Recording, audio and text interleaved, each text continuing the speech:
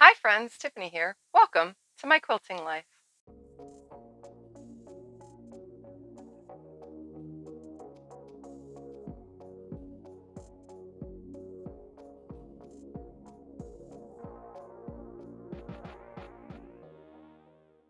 In today's video, we are working from the fabric room. Why? Because we are going to make an awesome project and you are going to want to follow along because this is going to be epic. So epic. So we all have rooms with a large stash, right? We all do. We all do. I mean, there may be like 3 or 4 of us out there that probably don't and just buy per project, but the rest of us, we hoard our scraps. We have scraps and fabric and bundles and you name it, we have a ton of stuff. But what do you do with all the large scraps that are left over from big projects? You know, pieces that are like 16.5 inches by 8.5 inches or whatever. What do you do with those large pieces? Well, guess what? I have a solution for all those large chunks of fabric. So let's take a little tour of my room so I can show you where I'm at, what I'm working on, and the whole sense of today's video is going to be revolved around making something that's going to make something else. Just wait, stick with me, and I'll show you how. So when you walk into my fabric room, yes, it's a disaster zone. It's like a tornado or hurricane came and blew through this room. Yes, this room is quite the mess. It's it's literally just a disaster. But today's video is going to involve those large chunks of fabric that are scraps of strange sizes. So we have smaller ones and all these bigger ones. Now these were in drawers like this. So this drawer I haven't touched yet, and this one I emptied. But I didn't empty it completely because now it's in the I cut it already. It's in that drawer, and I'm working on another I cut it already larger chunk drawer. But this bottom one and this top one were literally filled with all of this fabric. It's literally just stacked. But these aren't fully fat quarters, as you can see.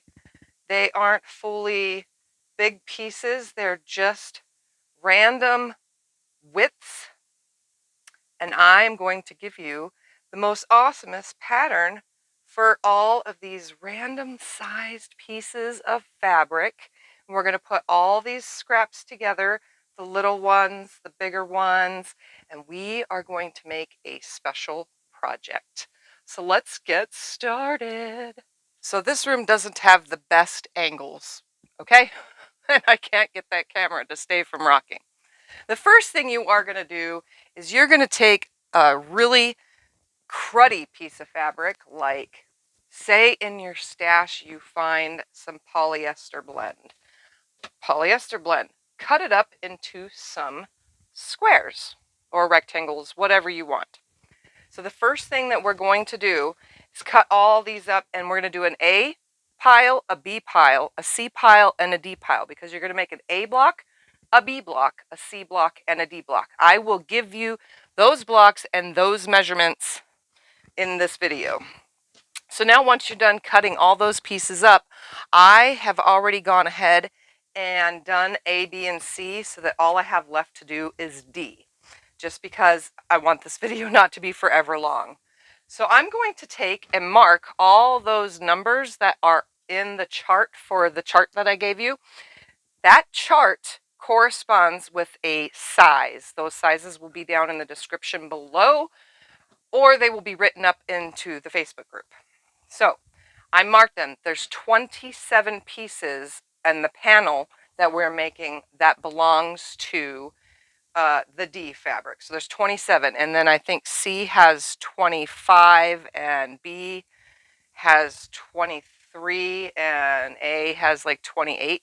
Either way, there's 27 pieces to your D panel, and they are numbered so you can find them easily in the picture diagram. Then I'm going to take a Sharpie, which is just one of these, and write on this cruddy fabric, because guess what? I don't care about this polyester blend stuff. So I'm going to write directly on it.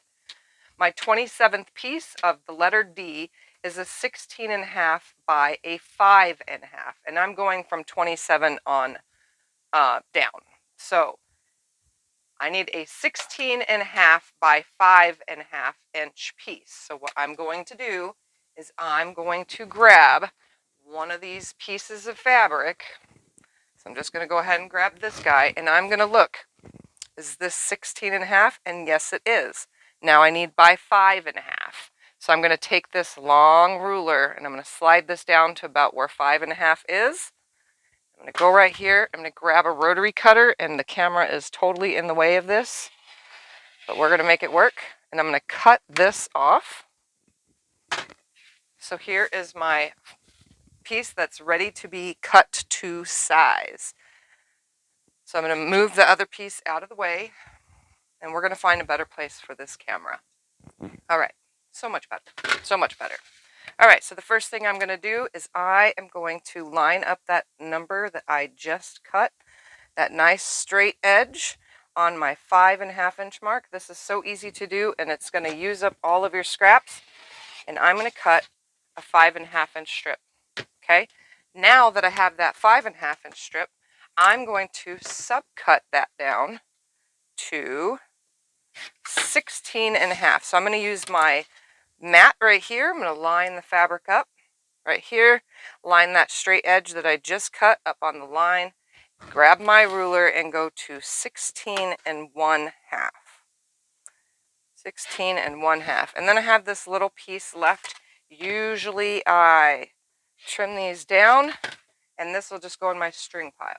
If it's a different size, then it will go in a different pile. Okay, because I'm trying not to waste too much as we do this. So now I have my piece 27. That's 16.5 by 5.5, and I'm going to take this pin and place it right there. Piece 26 is 8.5 by 5.5. So I'm going to go ahead now and grab another piece of fabric. And this one's a lot smaller. So I'm just going to go ahead right now and slice the selvage off of here so that I have a nice straight edge. And then I'm going to come over to 5.5 inches. Line up that ruler on 5.5 inches. Slice that off. Place that in my I already used it pile because it's still a big chunk. Now that I have that, we're going to take it to 8.5 inches. So I'm going to make a nice straight edge right here. Turn it to this side, and I'm just going to use this ruler to 8.5. Just like this. And I have this chunk left. I will trim this down to a different size later because, like, I save all my scraps. So technically, this can just be, I'm going to do it right now. I'm going to turn this into a 5-inch square, and this can go in my string pile, just so that you can see I'm cutting them up. I'm going to take my pin. This is where I had a whole thing of pins, and I just used them for every single one of these, and then I place my pin in it and stick it into the pile that I'm making, and then I'll put this 5.5-inch square away. The next piece is number 25, is an 11.5 by 4.5. I'm going to go to my skinnier piece pile and see if this is 11.5. Nope, it's not. Let's try to find one that is 11.5. Oop, here's one right here. It's behind me. I'm just digging where you can't see. This is definitely 4.5 inches. Oh yes, plenty. So I'm going to go ahead and cut this around the 11.75-ish. I'm going to place this back in my usable pile behind me because it's a skinny piece. And I'm going to go ahead now and trim this nice and straight, just like that. Got one straight edge, and then I'm going to come over 4.5 inches. And you can use your long rulers if you need to. And then this at 11.5, and I already had that straight edge on the back side. So I'm going to cut this at 11.5, and there we have piece 25 of the D, letter D mark that we're doing 11.5 by 4.5. Place a pin and stick it aside. All right, so now I'm just going to take this waste, toss it in the trash can, and we're going to go for that next size. Number 24 is 13.5 by 4.5. So I'm going to find another piece of fabric. Here's one right here. I'm going to see if it goes to 13.5, and it sure as heck does. So now I'm just going to keep these letters out of the way. And the only reason why I'm using this blade, by the way, you guys don't ever see me use these, but it's because this one I haven't changed yet, and I need to do that. I'm just, neglecting to do those kind of things. All right, so I'm going to go ahead and grab a longer ruler for this. Yeah, I'm really lazy about blade changing. And this one had a fresh one in it, so I'm going to go ahead now and cut 4.5 inches off of here. Sometimes while I'm here, and I'll just show you, I will see how big this is and then just cut it to size. And this looks like, because there's not much left here, so while I'm here at my scraps cleaning them up, this is 5 inches. So I'm going to go ahead and cut that at 5 inches. And then all I need to do for my 5-inch bin is line this up and cut 5-inch squares. And I probably am only going to get 2 out of there. So then I'll take this one and see what it comes to, and that's 4.5.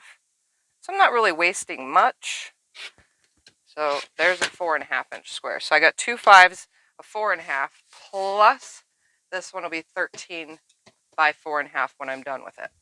All right, so now I'm going to go ahead and make this 13.5. So I'm going to start by straightening this edge out. I have it on a line on the cutting mat. So I'm going to cut it right here.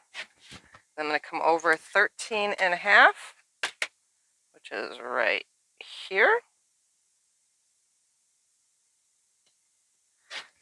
And then this is 1 inch right here. And like, I keep a 1-inch bin, so I'll go back later and cut that into 1-inch squares, which you see over here in the corner. So now I have my 13.5 by 4.5, number 24 piece. Moving on to 23 is a 4.5 by 9.5. And trust me, all these numbers will end up going together nicely. So let's see, is this 9.5 right here? It sure is. So I'm going to cut this down to 4.5. Turn it around. Cut 4.5. See what I can get from this last piece. It's just going to go in my string pin. So I can get 2 1/4. And that will be for my string bin. And now we're going to turn this into a 9.5. We're just going to use the ruler now for this one. Line it up on the 9.5. And that is garbage. So there's 4.5 by 9.5. All right, next is piece 22. 8.5, 4.5. So I'm going to come into my pile behind me again. Here's one. We're going to go 8.5 by 4.5, and I try to keep these out of the way because I've cut them accidentally. So I'm just going to straighten this up, line it up on the 4.5,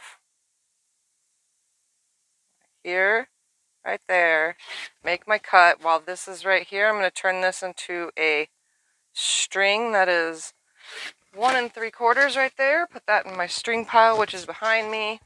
And we're going to turn this into an 8.5-inch piece. So I'm going to just make sure that my ruler is aligned nice and straight. And come over here to 8.5.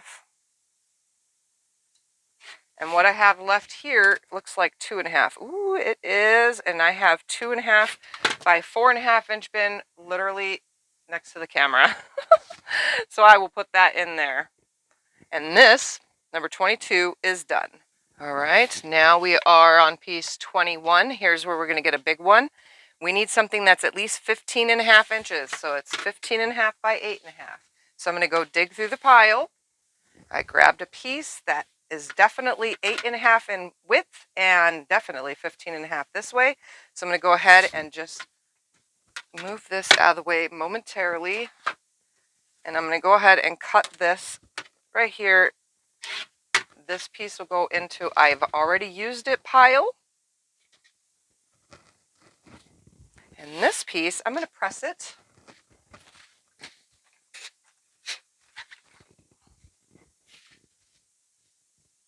And now I'm going to move this out of the way, grab my really long ruler, hold it nice and steady, straighten that side up, and it looks like I did it again. Hold on, I gotta do this one more time. I have a bad habit of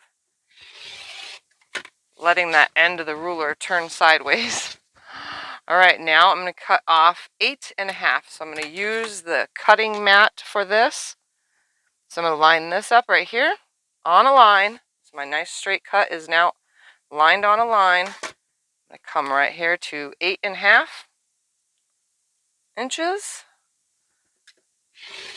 Try not to let my ruler go away because I tend to do that. And if you need help there, you can always use a weight. And now I'm going to grab another ruler, straighten one side up, and we're going to come over 15.5. And I'm going to use this side now of the cutting mat. So I'm going to line it up on this edge. I'm going to come over to 15.5.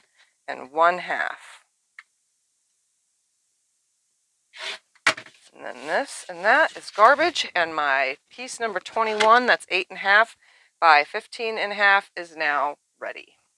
So now I'm going to move on to 20, which is 8.5 by 11.5.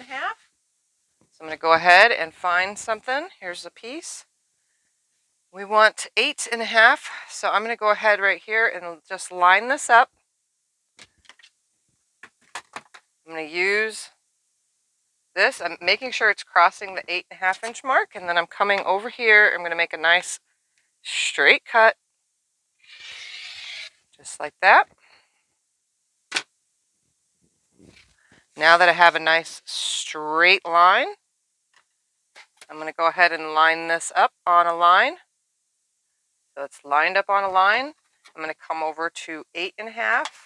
And like I said again, all these numbers are going to be in the description below, or they will be in the Facebook group. Just give it a couple days for that. All right, so there's 8.5. Now we need it to be 11.5. So I'm going to come right here. I'm lining that up straight, making a straight cut right here. I'm going to turn the whole thing around and just use the cutting mat for this.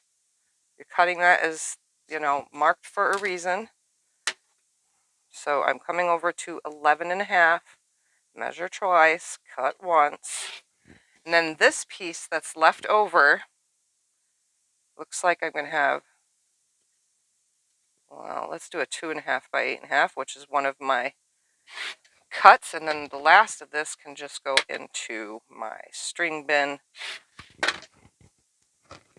So I have a 2.5 and 8.5, 2.5 by 8.5 inch bin. But that's nor here nor there. Let's put piece 20 away. All right, so I think I'm going to put this in fast forward for the rest. But I'm going to work on piece 19 all the way down to piece 1. So for 19, I need a 16.5 by 8.5. So literally, I'm going to do this one more time. Here's my big giant piece I'm going to use. That isn't quite 8.5, but this side is. So I'm going to come over to 16.5. I'm just showing you one more time. There's going to be some weird numbers throughout this whole entire thing. So now that I've used this, I'm going to go ahead. I've actually used this twice now. So this one is definitely going to go down in the I've used it drawer. So one more time, I'm going to line it up on down here because that's not a very straight edge. I'm going to grab my super long ruler. I'm going to line it on this line. There and right there. And if you need to use a weight for stuff like this, use a weight. You do have to get in some awkward positions for your cutting. Oops, let's not let that move. If you go just like that, you can get it and not move your ruler. So I'm going to go ahead now and line this up on my 8.5. Here, right there. There, right there. Try not to let the ruler move. And it kind of did. Well, it's still 8.5, so it kind of just messed this up. Let's go like this. This is how I fix that. Line it on there. Bam. Straighten that up and put that in my strings.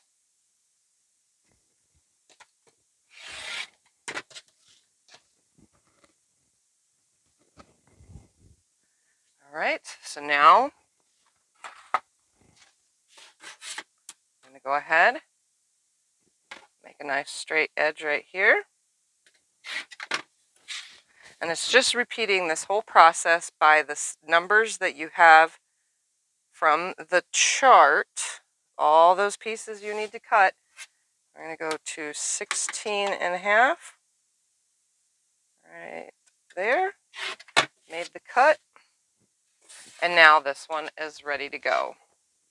You will have some small ones in here. So this one is a 4.5 by 3.5 for piece 18.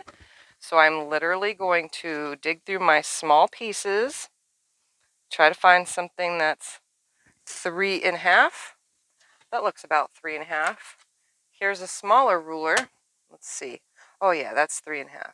So I had a straight line right here. I'm just going to go ahead and cut right there and right there. And all I have to do is take this to 3.5.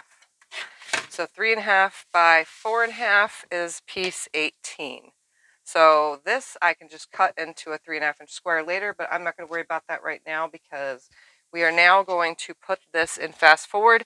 Just follow your numbers. You can start from number 1 and work your way to 27 or whatever the number is on the letter combination. So I'm going downwards so that way the bigger number is on the bottom of my stack and the smaller number is on the top, which would be piece 1. That's why I'm doing it upside down. So I'm going to go ahead now and throw you in fast forward while I continue to cut all this.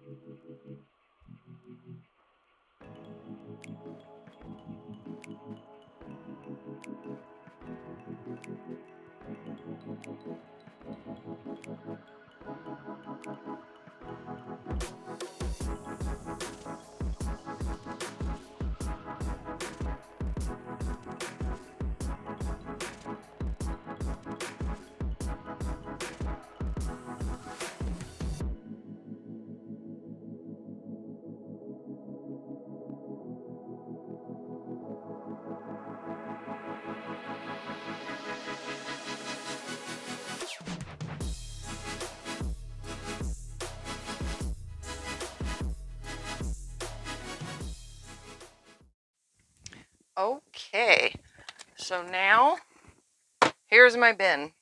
A, B, C, and D are in here, and they are all separated by just a piece of cardboard for now. So they're separated. I, however, have cut 5 of each size. I only saved the one to do with you guys. So that it wouldn't take forever. But I actually have 5 of each cut here. So now let's just take this whole entire bin over to the sewing room and get started on sewing. But before we do that, let me show you all the sizes I cut in my pre-cuts when I have stuff left over. My pre-cut sizes, because I have been asked several times, what do I do with all my scraps when I make my pre-cuts? So let's kind of go through that real quick. So over in my room, you'll see those little bins that they're little shoebox bins. I have 1-inch bins, 2-inch, or 1.5, 2, 2.5. And then over in those bins, I also have these, but this is my overflow, 3-inch, 3.5-inch. And then I haven't been filling those, so 4 inches over here and 4.5 is over here. Then we have 5, which this tower of 5 technically fill those 2 tubs. I'm out of space, and I have a 3rd tub. I just need to fill it up now. So then we go from 5 to 6. The rest of the 6s are in a bin already. Then we have 6.5. Then if we go over here to the back of this drawer, we have 7.5. I skipped 7-inch because I just wanted 7.5. Back over here. Then we have under here 8-inch, 8.5, and then we're going to skip all the way back over here. Let's go back over here, but I got to close these drawers because then this thing will like try to tip you over. 10-inch. There's 2 stacks, and I'm telling you these are super deep. These are 10-inch squares. Okay, so those are what I cut pre-cut wise. Then there are some oddball numbers. I cut 3.5 by 5, which the bin is over in the other room, 3 by 5. Then I cut 2.5 by 4.5, 2.5 by 6.5, 2.5 by 8.5. Then I also cut 1.5 by 4.5 and 1.5 by 6.5. I don't do the 1.5 by 8.5 inch. I feel like there's no need for that. So that's all of my cuts. I also cut 2.5-inch strips, 1.5-inch strips, and then there is a bin right here that is full of random widths, 2.5, less than 2.5 inches, but more than 1.5 inches, or sometimes less than an inch. And then this all has to go back into the drawers as soon as I get a chance. I do put random scraps also in my scrap bins over here. So I have a box that's black, Christmas, all mixed colors, gray, white, brown, blue. I have 2 blues, 2 greens, yellow, orange, red, and pink. And then those cuts over there are full-length selvage to selvage cuts. That's where I get my 2.5 and 1.5s. And then the box underneath is purple because purple, overflew that. All this is needing to be cut down. Those are needing to be organized.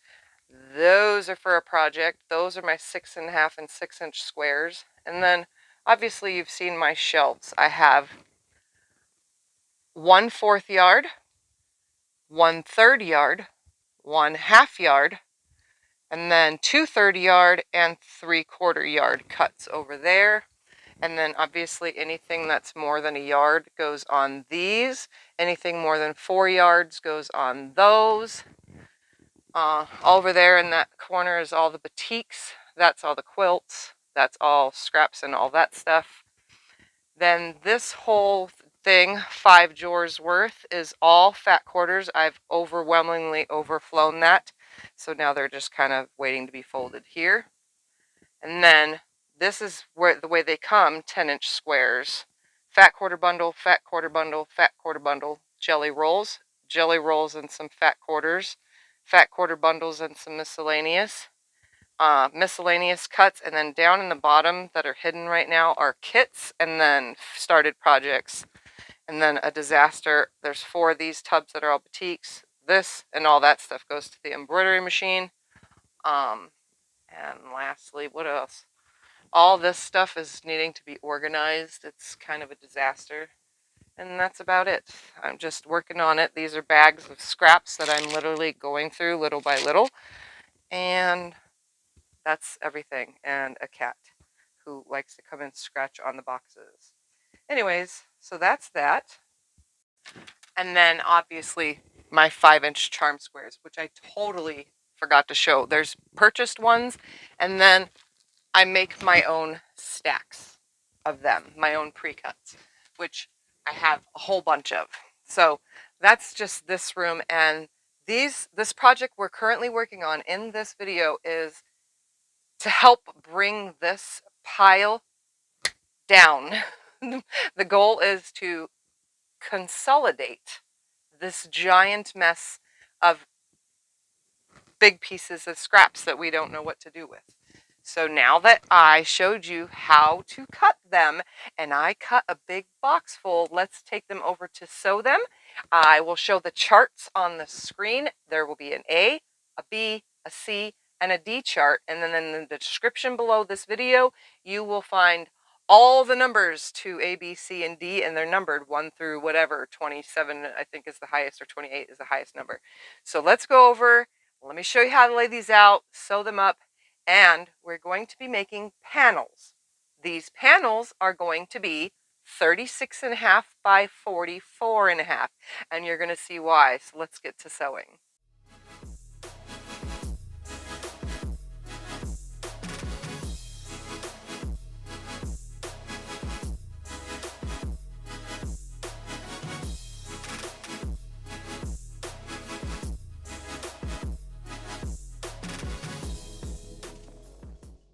So here we are. Now, a few minutes ago, I was showing you around my fabric room. These are the bins over here that I was telling you about that hold my 1-inch squares, my 1.5, 2, 2.5, 3, 3.5, 4. No, 4 is over there. 5-inch solids are over here. But you get the picture. So that's how I do my scraps storage.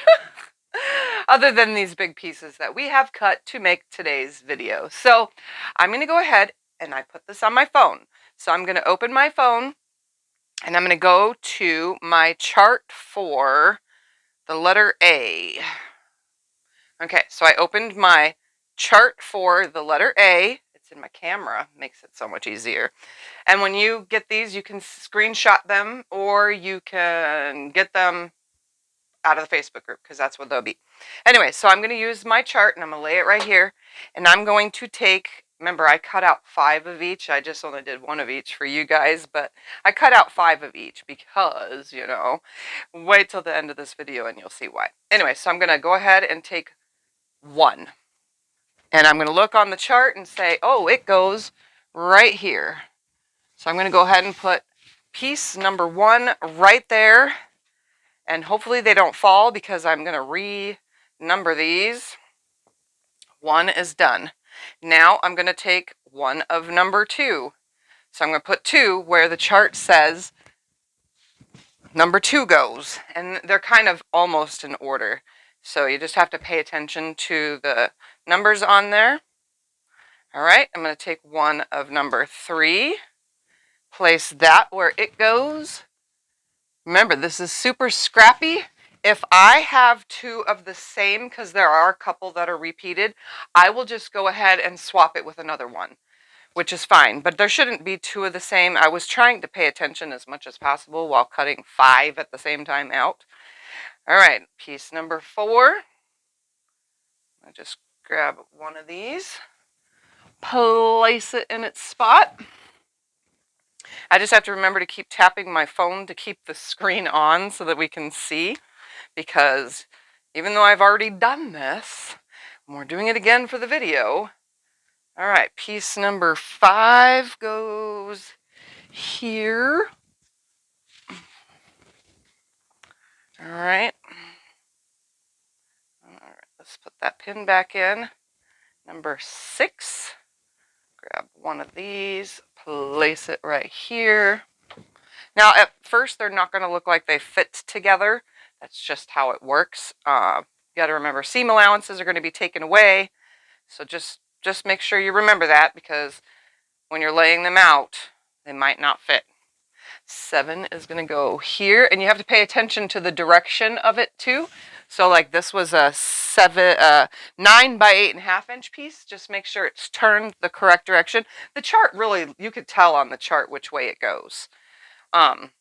Obviously, because it's going to fit with the next piece if you see once we start putting it together. So I'm going to take number 8.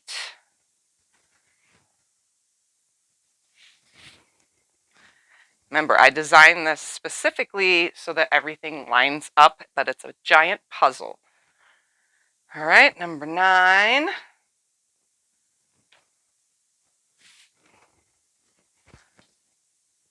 And I'm just putting my pin with my numbers back in this so that I can just do 1 of each for now for this video.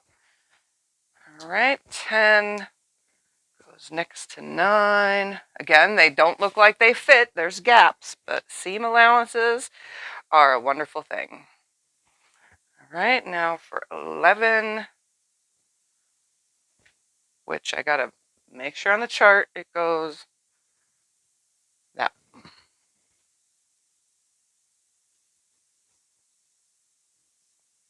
I think 11 was cut wrong. Okay, hold on. We'll just keep going and I will come back to piece 11 because I must have been in a mode. You know, this is taking me weeks to cut all this out, by the way. I only work on it in the evening time. All right, so I'm going to put 12 right here. We're going to come back to 11 and figure that one out.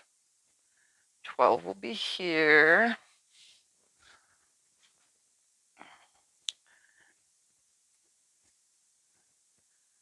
13 is going to go here.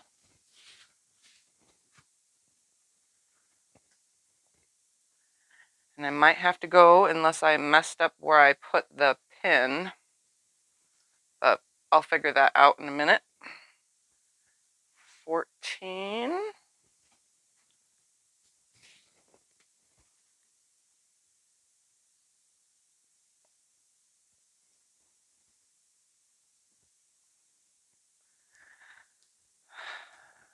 15.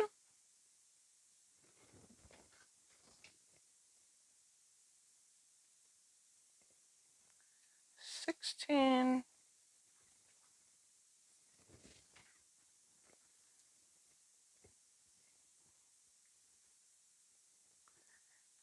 17. Just need one.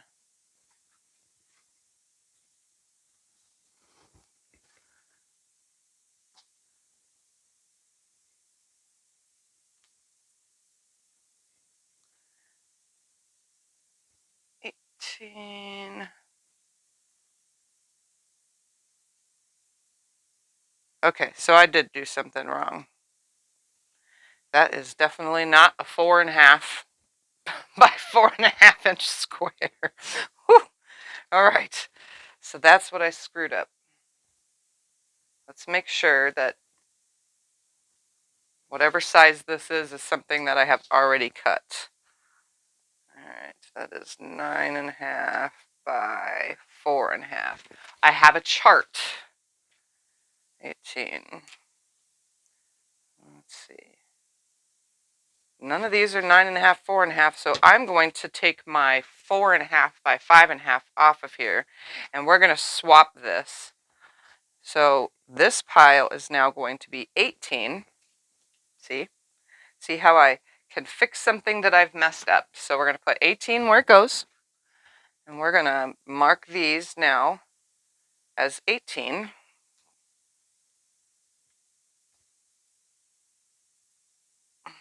Okay.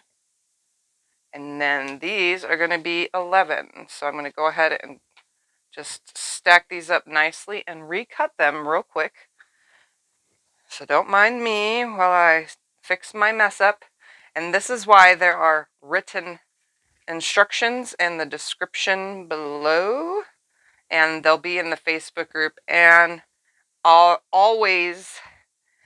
there will always be a PDF.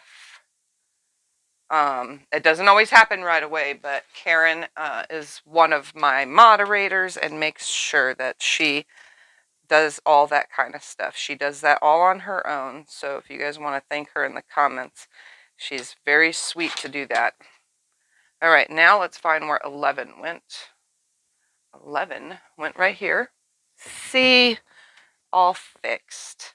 So that goes over into my scraps, and now this goes where 11 goes, which is under, I'm putting everything upside down. Right there. Bam! Fixed. Problem solved. All right, where are we at? 19.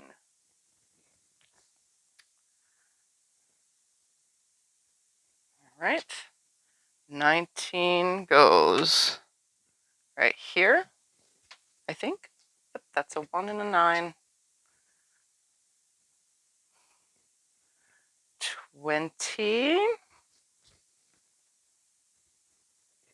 goes next to it this way.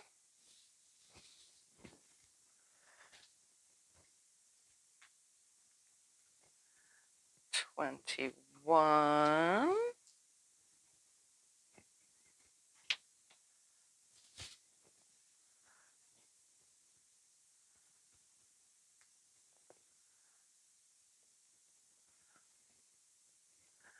22. Again, pay attention to the direction.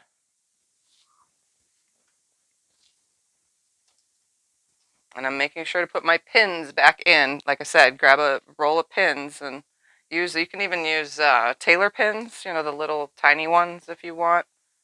All right, 23. Got to make sure my chart stays good.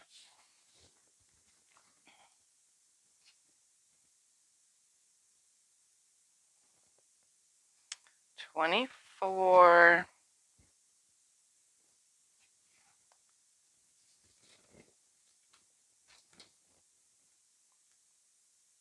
And last but not least, piece 25 for our first letter A. I only want one, and it's trying to give me more than one. Come on. Let's just grab this bright yellow or orangish yellow. There we go. All of my parts and pieces are now on the wall. I'm going to make sure that for now, I'm going to stick this whole entire stack to the side, and we're going to start sewing. So, this is pretty much just like a puzzle. You need to figure out, I know I'm trying to do everything at once. You need to figure out what goes to what. So this is pretty visually easy to see. So this one is going to go to this one. So this is probably piece 6, and it's going to hook to piece 2. So I'm going to go ahead and start by hooking piece 6 to piece 2. And I guess I'll keep my chart on so that I could say this out loud.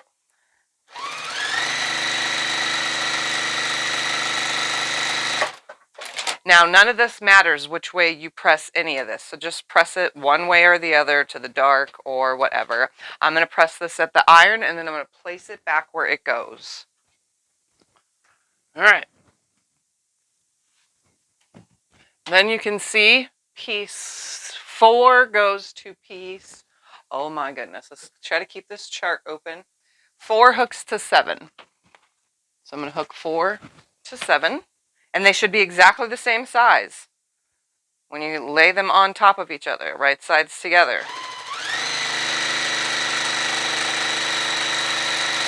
And as long as you have an accurate 1/4 inch seam, everything should line right up. All right, so that goes back right here. Now you can see piece 9, 10, and 11 hook together. So I'm going to hook 9 and 10, and then I'm going to hook 11 to it and then put them back on the wall after I press them. Again, it does not matter, just press to the dark. Depends on the color scraps you're using.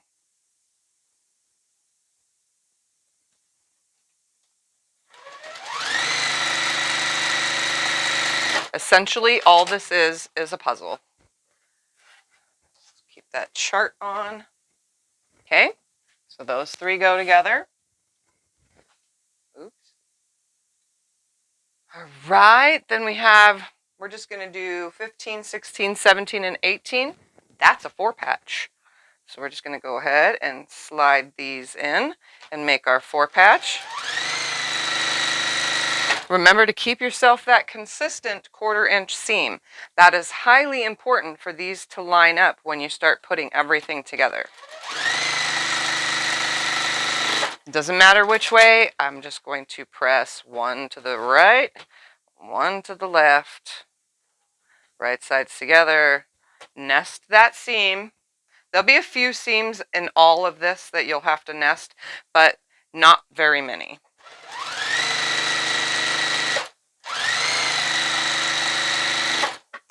All right, so I'm going to go to press this. I'm going to place it back where it goes. So now you can see that this piece and this piece are going to hook together right here. So that's 12 and 19. They're the exact same size.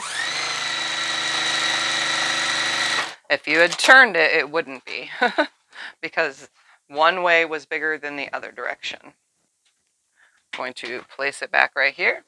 I'm going to hook piece 21 and 22 together. Oh, or 22 and, yeah, 21 and 22.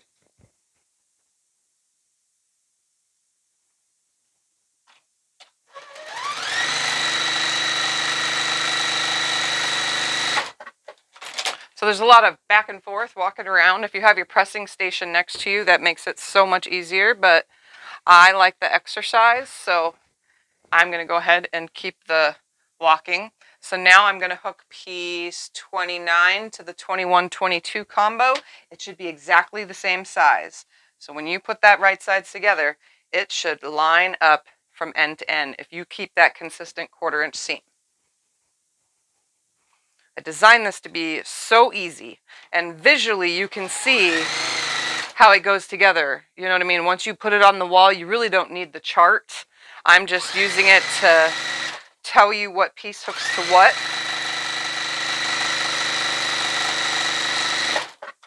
But once you see me do it, it becomes easy. And for the purposes of my project that I am working on, I am trying to make sure that none of my seams are flipping. They are all staying nice and flat. All right, so we got to put these two together right here. So this would be 14 and 23. We're going to get hooked together. And if you cut everything accurately, everything should line up. All right, press this. You could press your seams open if you want to. No sense in doing something different that you're not used to. All right, now's time. All the units are hooked together. We're going to grab the 2 and whatever combo and hook that to this 3 piece. So I'm going to put it right sides together. Again, exactly the same size. So now we're just going to line it up, right sides together, and sew it.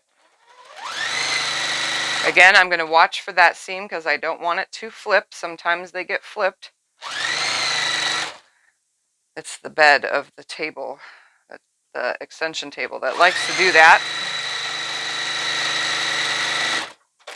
All right, so I'm going to go ahead and press that. Now you can see that this unit right here is going to hook to this. I'm just going to line it up. It should be exactly the same size. I don't know how many times I'm going to say that in this video. It's exactly the same. Oops. It is time for some thread. Let's make sure that, oh, it tried to sew. So there was some bobbin in there. Bobbin change. And I'll just keep you running while I do that. All right, grab a new bobbin. I am just using a cream colored thread because it's a neutral color for everything. This is all in the seams. Nobody's going to ever see this thread, so it really doesn't matter. All right, here we go. Making sure that that seam does not flip. I want everything to stay as flat as possible. And I'm also, so here's a solid piece back here. I'm also trying to press towards the solid pieces so that I don't have the bulk of the seam being pushed to the same side. All right, place this back up here. Now it's obvious what goes next. This, and this is hooked together, and it is now the same size as this top one. So now you can put those together, line it up, and sew it. They're the exact same size. How many times am I going to say that? How about I could say they will match right up if you got a 1/4 inch seam correct.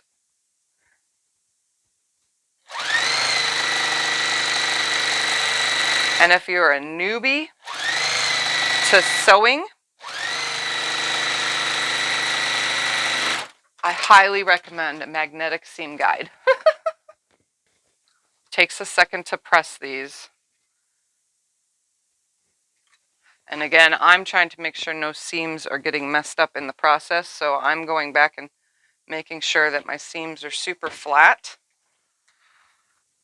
because those flat seams are important for what I'm using this for. All right, it's kind of obvious. Now piece 1 hooks to that unit. So we're just going to take piece 1. And this is going to make us a 44.5 by 36.5 inch panel. Oh, I felt a seam flip. Gotta fix that.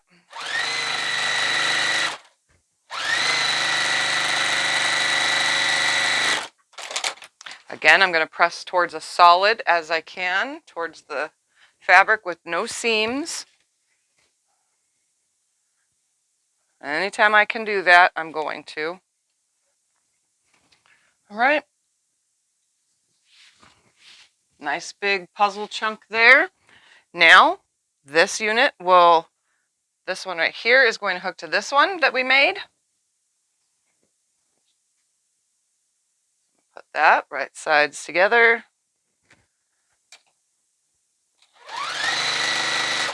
Oh, that seam.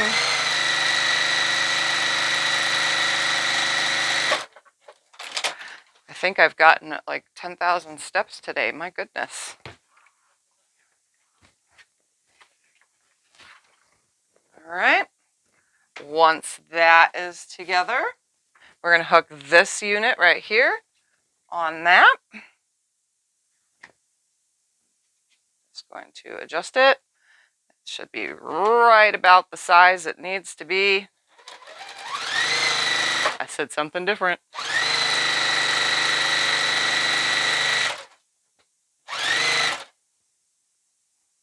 Make sure this side stays nested because I'm not pinning anything. The only place there are pins is holding those groupings together.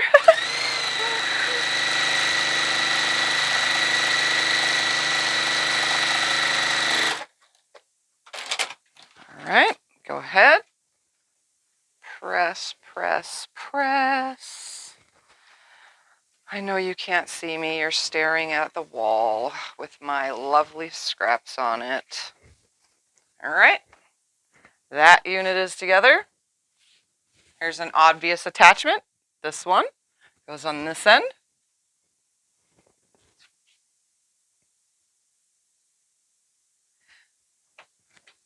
All right, hold it nice and flat so nothing gets adjusted.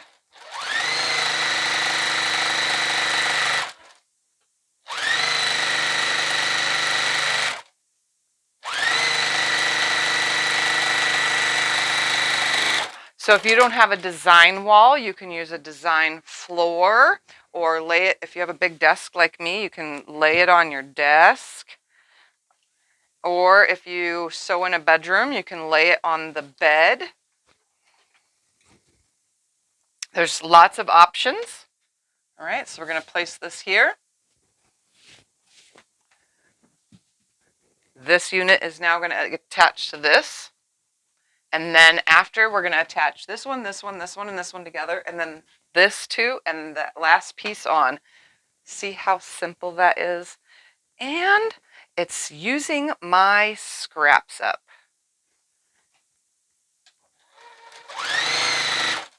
Which is a really important thing in my world.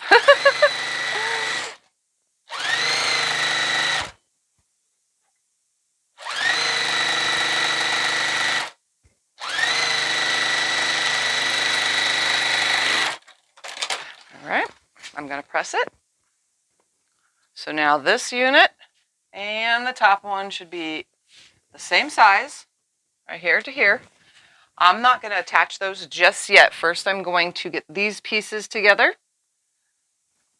So I'm going to hook, I think that was 5, but we'll open the chart again. Probably better to open it on a computer, you know? Yeah, 5 and 8 are being hooked together right now. Because my computer screen probably wouldn't close on me.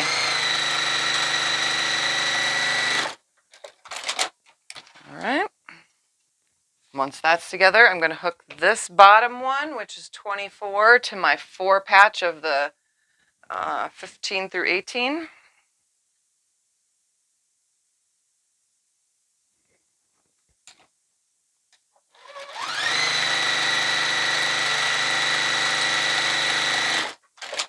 Go ahead and press it back. And now I'm going to attach the top 2 to the 4 patch.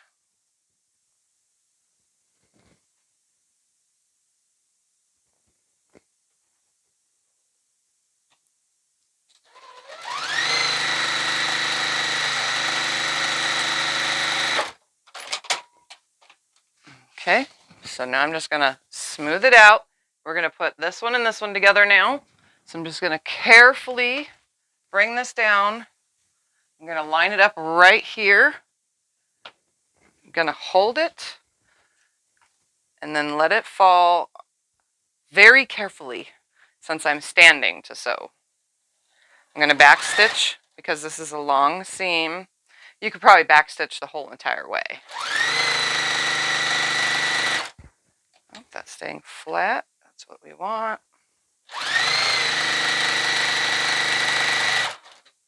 Everything's staying lined up.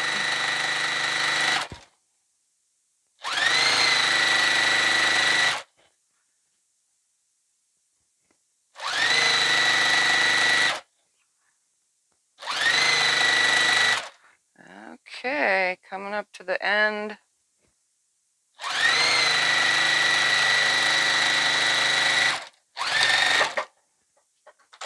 So I'm going to go ahead and press this now. This might take 2 seconds, longer than the rest. And lastly, I'm just going to put this where I can reach it now, right here. Lastly now, this should be the same size. If you've used all your same seam allowances, we're going to hook this to this now. And this is the last seam. Look at that. So I'm just going to carefully place this on the desk, holding it with my body. I'm going to back stitch, and then I'm just going to line it up as I sew. I mean, everything's the size it needs to be. But since I have it all crinkled up because I didn't pin it. All right.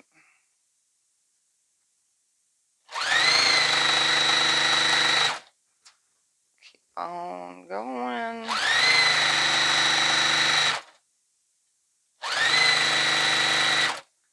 All right. I'm going to make sure that this end is together. We're just going to hold it for now as if my fingers were the pin. Now it should lay on the desk. There we go. Back stitch. I'm going to go ahead and press this back. There was a seam to nest right there. I forgot to say. That 4 patch does nest up. Sorta. It's off like, I don't know, like 1/8 of an inch or so. All right. Let's smooth this out. Now, if you use, this is just going to give you an idea while we're here because we're all about ideas. If you grab some children's prints, some baby prints, or you could use whatever you want, honestly. But right here already, because it is 36.5 by 44.5, that's a baby quilt. Turn it sideways, obviously, and it's longer than it is taller. There's a baby quilt already. So if you use some fun, cutesy children's prints and mixed in some pink and blue or yellow or whatever colors you want, you already have a baby quilt right here with just one panel. But we're not done because we're making a B, C, and D panel now. So I'm going to go ahead and throw this in fast forward while I make a B, a C, and a D panel.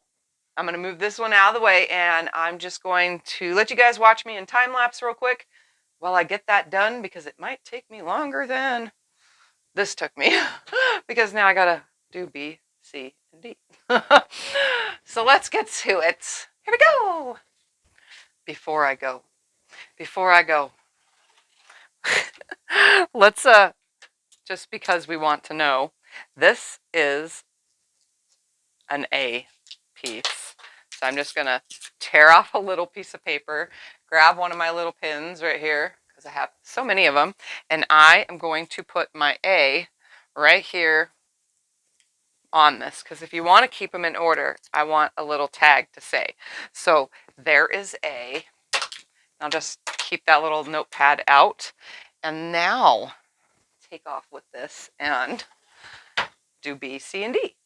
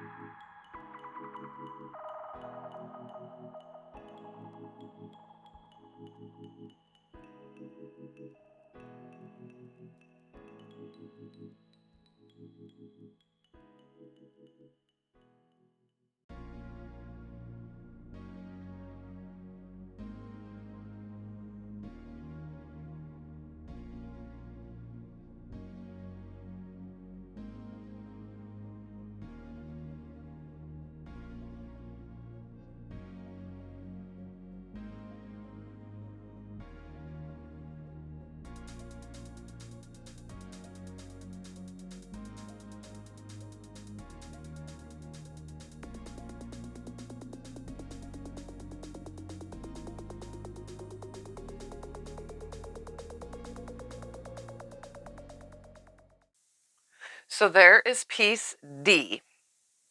Done. So this is the one you watched me cut out, although I'm not quite sure if those are the pieces I was cutting out. But either way, that is it. So let me remind you real quick before we go lay this out on the living room floor, because, well, all of this does not fit on my design wall. So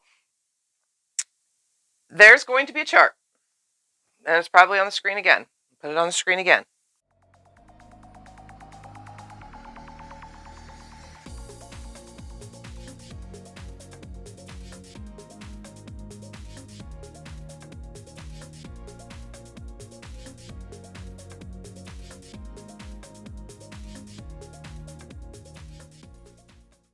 For an A, a B, a C, and a D block.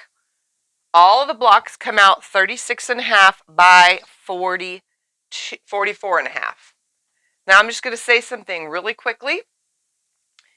You're going to say, well, Tiffany, what if I don't have that many scraps? I'm not a scrapaholic like you.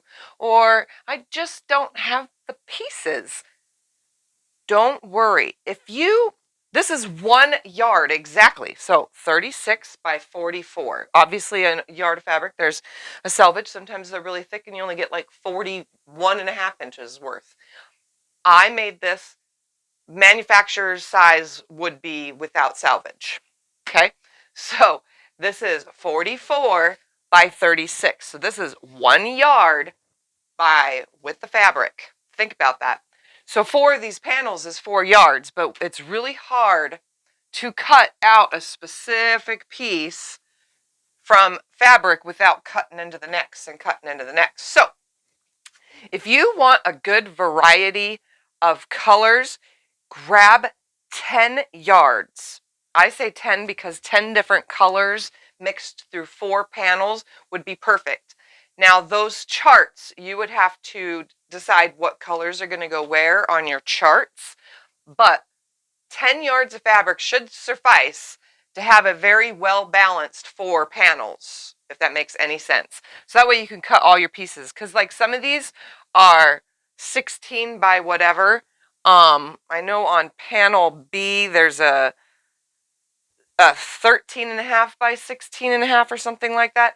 Either way, it would allow you to have a specific size from all of them. So on the 4 patches, 2 of these have 4 patches on them. So those 4 patches can have 4 different colors on it because you have 10 different fabrics. So you can grab 10 1-yard cuts and make this quilt, and you'll still have some leftovers towards your next scrappy quilt. So I'm going to take all these panels now. We're going to go lay them on the floor. Once this is laid out, the quilt should be 72 wide by 88 long when you sew it together. So let me show you what it would look like when it's sewn together. So let's go to the living room. So this is what it would look like all laid out. Now imagine it in your scraps. It's super fun. So again, this would be 72 by 88. And see, they're 36.5 by 44.5.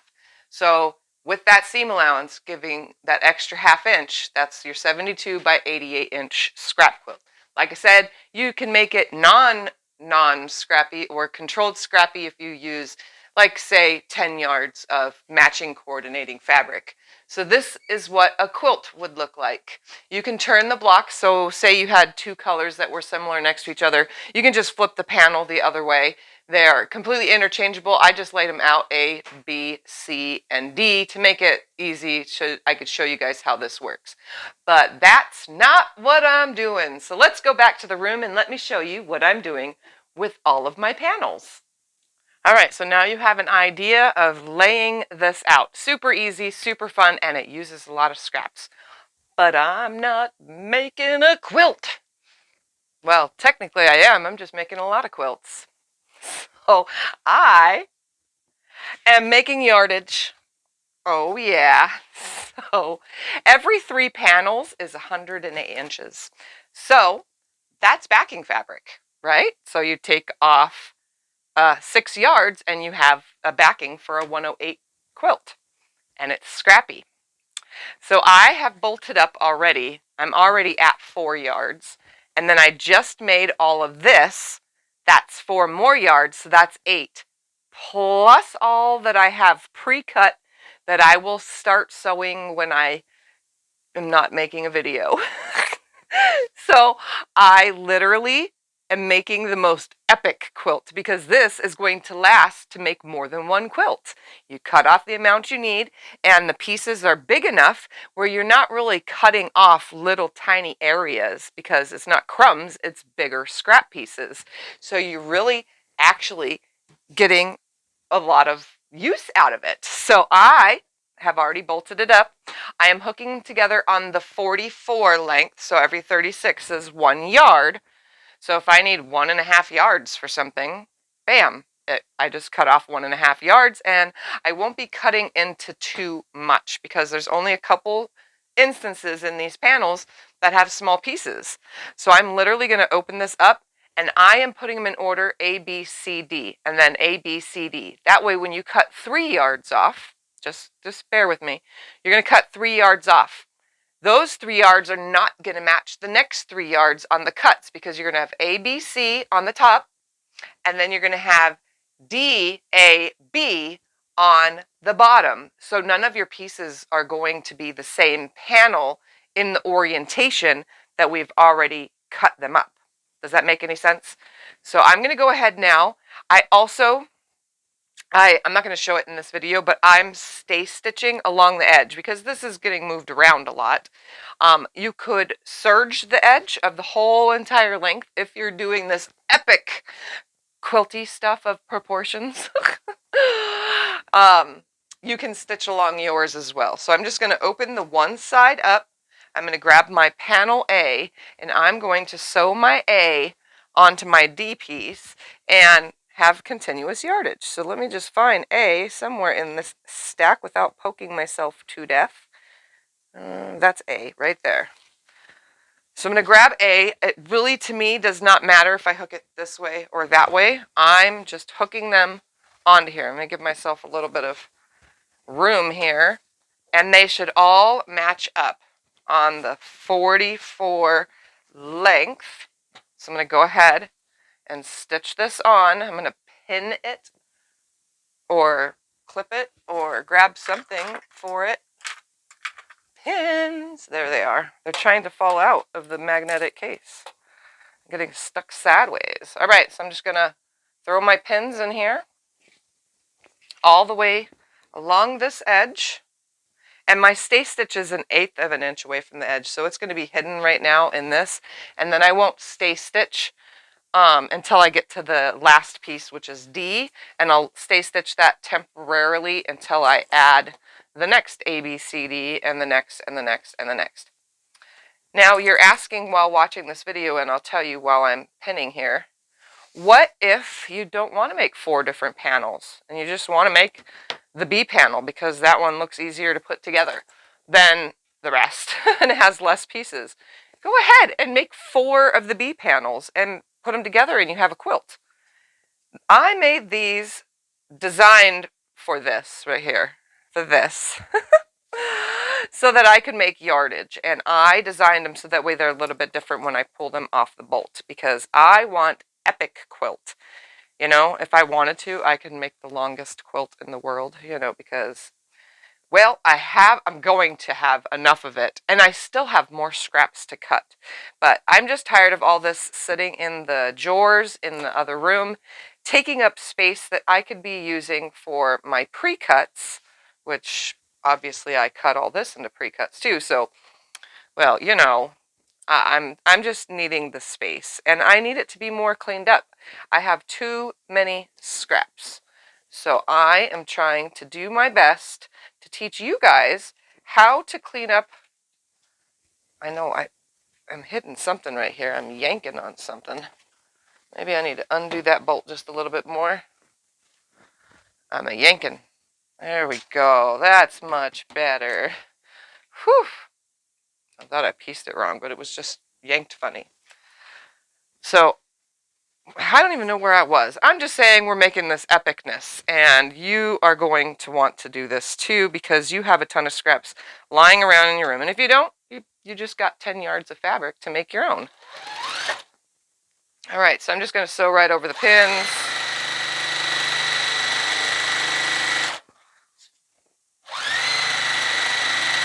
I'm trying to make sure that my seams stay down. And you now know why, because I want this to be either a quilt on the fly or backing fabric. And if it's backing fabric, I need it to stay flat. So that's why I was paying attention to my seams the whole time, making sure that they weren't flipping upside down as I was, you know, using them.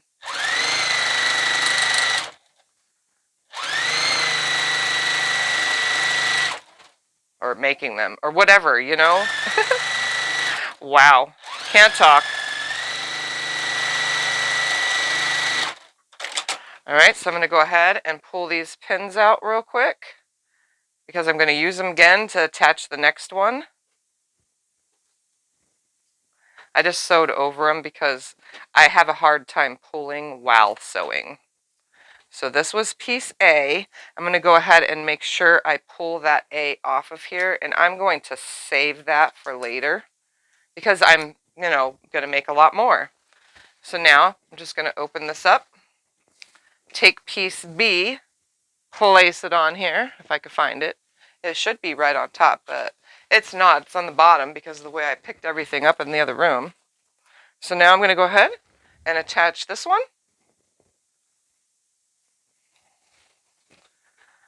Whew! You know, this is a lot of work, but let's see if I can do this without pinning.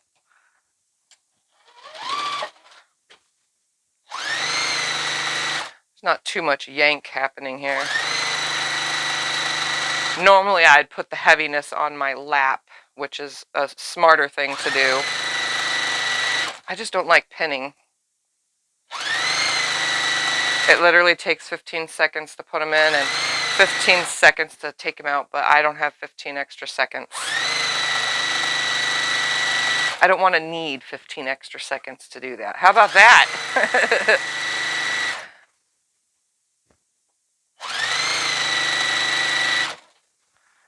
Alright, my ends should match perfectly this whole entire time. If you kept that 1/4 inch seam allowance, then every single piece fits together with ease because we, you know, kept everything together right. Oh, I almost thought I ran out of bobbin, but I didn't. Alright, so I'm going to go ahead and open this up. I'm going to take that B off of there, place it aside for later. And see, what I'm going to do for the rest of everything is I'm actually going to do all the A's, all the B's, all the C's, and all the D's and get them done. That's how I will do that later. And obviously, it's not going to happen while on camera because that's a lot to do. This already has taken me weeks to prepare because I only work in my fabric room for about an hour every evening. And the idea was there. I made the little diagrams and so on and so forth. So I knew I was doing this, but it's taken some planning. Some planning and preparation. And I had to make sure everything works. That's why there was already 4 yards on the bolt. But when I'm done, I should have 24. And then I can start cutting more to use up more because let's just be honest here. I have more scraps than no, that I can make. Multiple more. Just multiply it by so much more of yardage. I can make yardage from all those scraps. I have a never-ending amount of scraps. So I am using them up. And this is just the big scraps. This ain't even the little ones. You know, there's little scraps in there too. And I tried, this whole time I forgot to tell you guys, I tried not to use any solids. Solids have a different place. That are not in this, oops, okay, that's weird. I shifted this whole entire thing. I'm going to rip it because, again, this is going to end up being quilts and backing fabric and, well, let's just say I cannot have it sewn with the bottom one only having it like 1/8 of an inch of a seam allowance.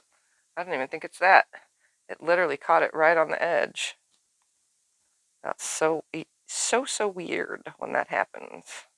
So let's take a moment to rip this.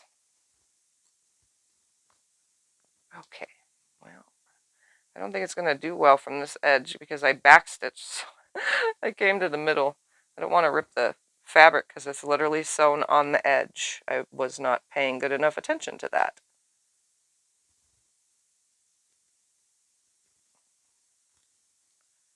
Give me a moment. I'll be right back. Okay, it's ripped. Now to restitch. Find where I was before it decided to start going funky ways. I'm just going to hold it right here. I can kind of see the under fabric, which is helping. If I can kind of see it, then I know it's not shifting. It looks like it wants to still. And there goes my machine doing its funky thing that it likes to do. All right. And there we have that. And I'm going to press all these seams after I sew everything on. So that was C. I have one more left. I'm going to get that sewn after I rethread this machine for the 100th millionth time today. I'm going to put the seam ripper away to guarantee we won't need it again. Yeah, right. Like, that really works. I say it on my lives all the time too, but if it's out of sight, then we shouldn't need it. Okay, one more. Let's get this D panel on here. Lining it up. Let's try to do this without pins again. That's probably what messed up the last one, is because I was doing it without pins. Okay, I'll line this up. I'm going to pay attention the whole way. I'm going to just use my fingers as if they were pins. This is going to be a lot of yardage. 24 yards. That's a whole heck of a lot. Some bolts of fabric come with 25 yards on them, so I'm just 1 yard shy of making a real bolt of fabric. Except my bolt of fabric is super funky. So I'm just going to sew, get this done. I gotta try to get this done anyway, because it's time to go eat for the day. The day of the week is actually Friday. In case you were curious, but you're going to see this who knows when, because I still got to edit all this. Come on, stay right there. Holding it as if my fingers were the pin.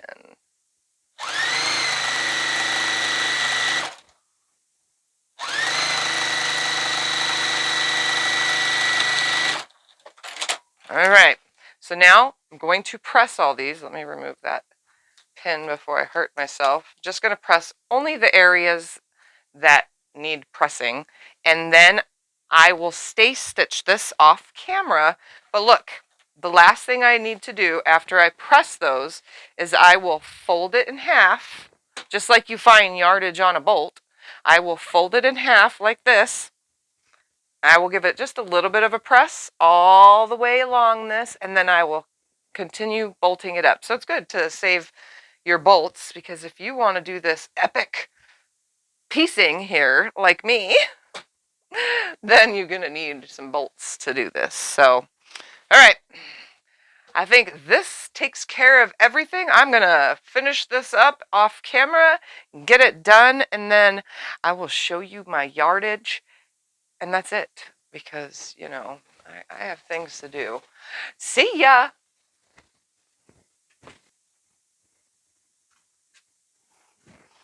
It's like holding a brand new baby. This right here, my friends, is what 24 yards of homemade fabric looks like. So there's 24 yards here. You want to guess how much 24 yards of homemade fabric weighs compared to not homemade fabric? This is 8.2 pounds. It's heavy. It's heavier than like 5 finished quilts carrying them in your arms. And the only reason why it feels heavier is because it is an awkward angle, you know, being this. But I mean, this is a workout right here. See that? Little big strong muscles. Anyways, so this did not take me just the days you saw me wearing clothing like this. This took weeks of preparing. So if you plan to make something like this, plan to make 4 panels to start with. That's 4 yards, and make the quilt. That should only take a few days at best. But if you plan to make, like me, 24 yards, and I'm going to continue on with this. And every time I cut from here and use it, I'm going to keep adding more.